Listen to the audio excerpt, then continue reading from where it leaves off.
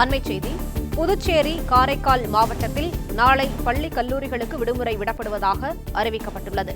கனமழை காரணமாக பள்ளி கல்லூரிகளுக்கு நாளை விடுமுறை அறிவித்து புதுச்சேரி, காரைக்கால் கல்வித்துறை அறிவித்துள்ளது. கூடுதல் விவரங்களை செய்தியாளர் சண்முக சுந்தரம் வழங்க கேட்கலாம். சண்முக சுந்தரம், வணக்கம். விவரங்களை பதிவு பண்ணலாம். வணக்கம்.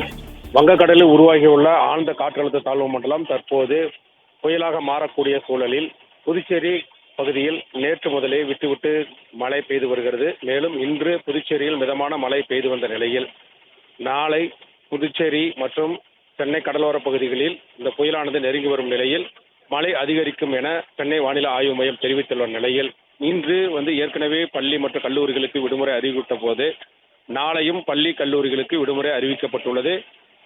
மாணவர்கள் மற்றும் பொதுமக்கள் சிரமமின்றி இருக்குவதற்காக இந்த அறிவிப்பு வெளியிடப்பட்டுள்ளது. புதுச்சேரி கல்வித்துறை அமைச்சர் நமச்சிவாயம் நாளை பள்ளி மற்றும் கல்லூரிகளுக்கு விடுமுறை அறிவிப்பதாக தற்போது அறிவித்துள்ளார்.